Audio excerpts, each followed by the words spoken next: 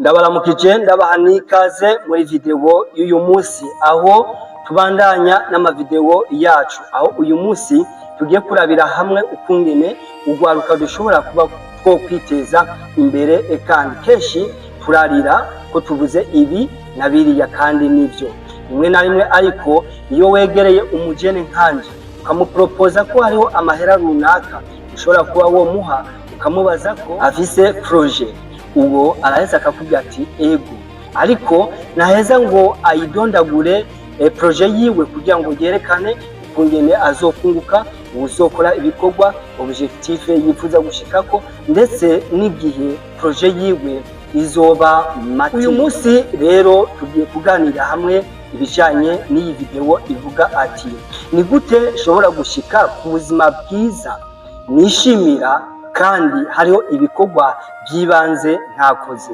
Utegerezwa gukora uku mbere ukamenya ibi uri umujene wifuza gutera uja imbere. Abandi baravuga ati ndabuze akaryo runaka kugira ngo nangize ibi, ariko kandi muri ico gihe wa mujene ugasanga hariho amahera yinjiza runaka. Mugenzi, ntabwo igihambaye ari amahera winjiza, ahubwo ikintu nyamukuru n'amahera ushira mu bikorwa kugira ngo ashobore kuba yo gukorera n'igihe udahari. Woba uri ubinjiza amahera biciye mu kazi ukora nk'umushahara canke biciye muri business, kurikirana iyi video kugira ngo umenye ni gute ngiye kongera gushira ku rutonde ubuzima bwanje. Duhere ku mushahara. Osome hari umushahara. Uyu mushahara ugiye kwinjiza cyane uriko urinjiza uza kuyoriyanta mu buryo bubiri. Uburyo bwa mbere uzotuma uba umubosi, ushike kuvyo ushaka, ndetse uzurafata ingingo mu buzima bwawe. Uburyo bugira kabiri bizogutuma ushobora ahubwo gusubira inyuma, bame wibaza ati kubera iki nateranja imbere? Kubera yuko bagenzi, kugira ngo utunge ntabwo ari ibintu bikoroka, ni uruhererekane rw'ingingo ugenda urafata buri munsi kugira ngo noneho ushike kuri ya life style. Nidufate yuko ufise umushahara hano. Abajene benshi iyo barose umushahara bashiraho ibihe byo gusohoka, bagashiraho ibihe byo kugura vyankenerwa babuze mu buzima, kugura impuzu, gusohoka, guha amahera umuntu runaka, gukora buri kimwe cyose ushaka tu. Mugabo ababosi suko bakora.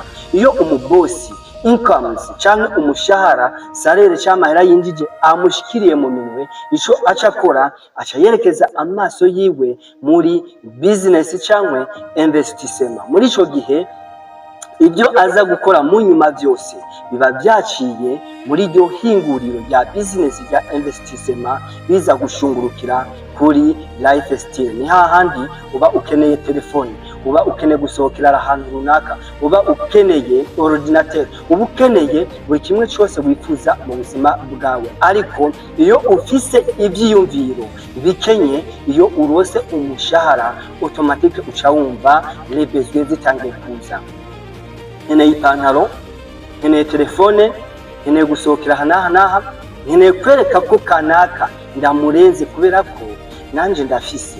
Ariko ababosi bobo ntibakorera ku ivyo biharuro. Umushahara barose automatique baca bawujana muri business investissement kugira ngo baze gushika kuri ya life style. Nizera yuko wantahuye neza. Uri umujene canke uri umuntu usanzwe winjiza amahera muri ubu buryo, menya ko amahera yawe niyinjira agashika mu minwe yawe, uheza ukayagabura muri business, havuyemo amahera utangira kwihawe nyene ubwa mbere, hanyuma kugira ngo amahera business ibyaye ariyo avamo ya telefone, ya pantaro, kwa gusohoka, kwa kwiryohera mu buzima. Ejo abantu bazoguma bakubona ko Elize yinjiza uwo mushahara, ndabizi aya mahera yakuye hehe, yibye, byagenze uko, yagiye kuzimu. No, suko hategerezwa kubaho discipline yo gukora icyo kintu nakubwiye. Ubinjize amahera nka salary yerekeze muri investissement cyangwa business, hanyuma umanuke muri lifestyle kugira ngo ubuzima wishimiye uryoherwe. Ariko ni waba winjiza amahera nk'umushahara ukasha utangira kubona yuko hakenewe ibi na biriya, n'umushahara uzokubana mutonya ndetse ubuzima buzobandanya bumeze uko. Ubutaha tuzokwige intambuko z'ukunyene ushobora kwelabora projet rentable. Gumana nanje waburi mushasha uguye kwicano, ntukekeranye no gukora partage, commentaire, ntukekeranye no gukora s'abonner kugira ngo uzobone video y'ubutaha, kandi ntukekeranye no kumbwira ivyiyumviro kogenda turigako. Ico dukeneye nuko tubona abajene bakangutse, nuko tubona ugwaruka tugeze ku yindi ntambuko turirira umugati, ahubwo noneho ubu turashobora kuvuga ati yes, I am my own boss. Ndagushimira ndagukengurukiye. Kuri mikro ya Elise Venal, nale ni à gauche ni à droite, à ralentement jusqu'au rendement. Merci beaucoup.